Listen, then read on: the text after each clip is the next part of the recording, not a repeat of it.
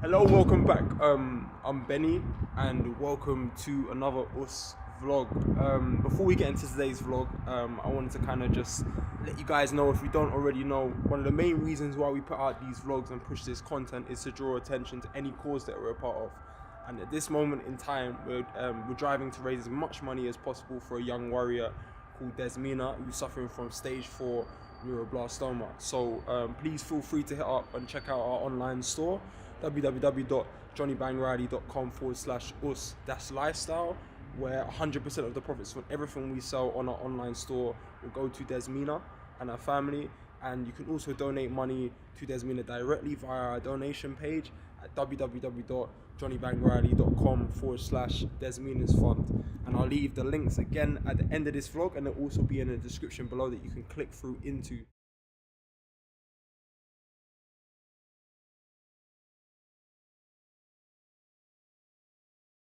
Before we get into today's vlog, the footage that you just saw previously was of a world champion fighter called Jarina Bars from the Netherlands, and I had the privilege of behind the scenes of a film that we're working on called Shape, starring Johnny Bang Riley.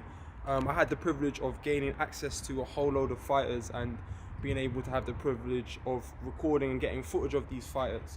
So from time to time, I'm going to share with you guys footage from behind the scenes of this film, and I hope you get to enjoy this footage. So right now I'm in Florence, and it's fitting that since we're on the topic of the film Shape, one of the reasons I've come to Florence, Italy, is to finish off the closing scene or the titling scene for the film, and that is to get some footage with Johnny Bang Riley and the statue of David by Michelangelo, since the film is based around, I think a comment that Michelangelo made in carving the statue was that, you know, he didn't create the statue, he just chipped away the rock to reveal what was beneath.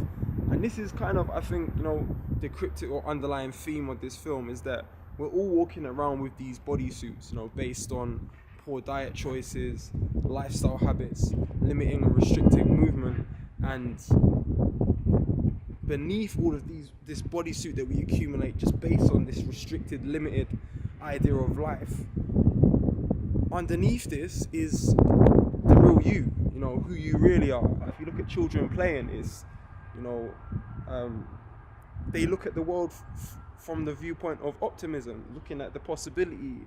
They can, you know, find fun in the smallest things, and look at and appreciate the detail in the smallest things. So I don't want to go on too much before this vlog. I'm going to try and take in this experience. I've got a little bit of time before we fly back to kind of check out some of the scenery in Florence, and yeah, I'll kind of take you guys along for the journey.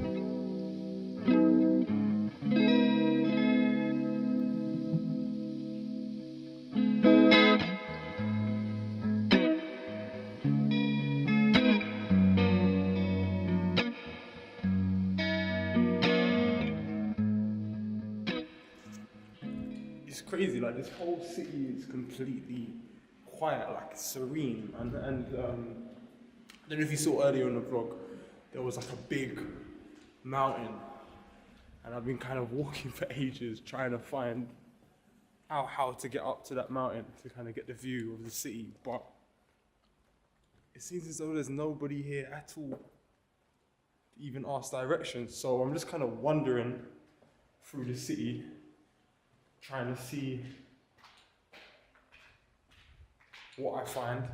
I suppose the most interesting thing about this city is how kind of untouched it is. It's like you can imagine the buildings and all these things have been around here for years and years and years, and nothing seems to be touched, and there seems to be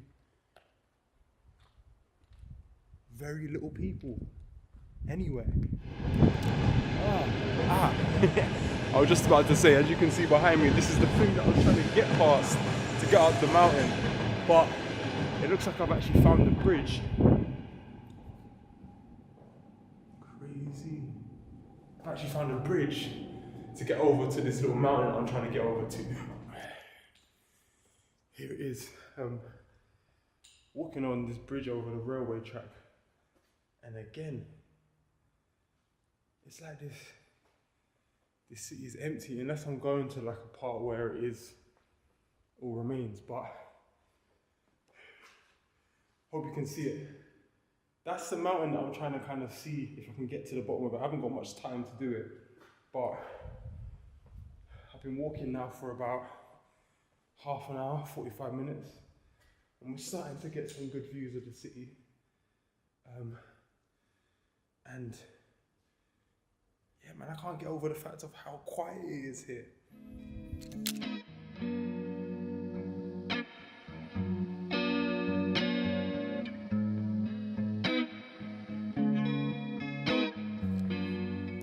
So I got defeated by the mountain. I didn't really get more than a quarter of the way up. I just end up walking around in circles. But one of the things out here that kind of, really strikes me is one of the things that I notice is how much slower it moves than where I'm used to, which is London, England. And this kind of tranquility, we're constantly knocking things down out of a lack of appreciation and building them out again. But here it's just kind of like things move a lot slower. Like everybody kind of is chilled. It's like even at the airport yesterday, we couldn't get a taxi because they stopped working earlier here. And I think, yeah, man, I'm really enjoying the peace, just being able to kind of not feel a sense of urgency for everything I do. And I think just coming to places like this where the rhythm of life is a little bit slower really opens your eyes and kind of gets you, feeling the feeling of peace.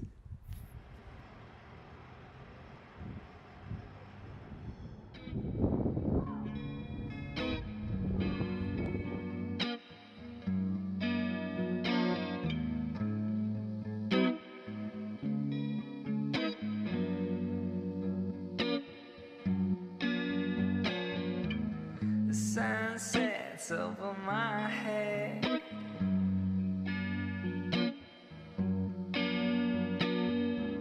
Just staying warm, stay in my bed.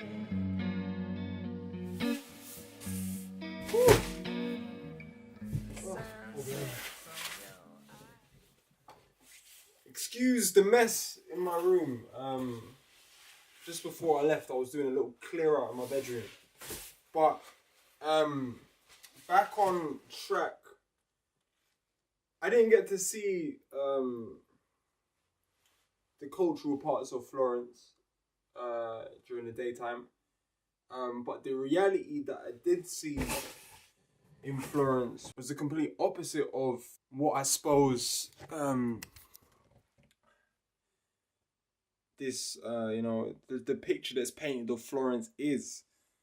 And the picture that I saw, which was in reality, was a lot of poverty, a lot of working poor people, and an environment that beneath, I suppose, the touristic part had an undertone of people that were struggling. And this is the reality that I saw, and I couldn't help. I didn't want to kind of go over there and focus on all the glossy parts and the pomp, and neglect to tell you guys about what's really going on there. Because I think we should feel it. Anytime we see people suffering, we should feel it, because we're all connected. And at the end of the day, I just want people to be happy and healthy.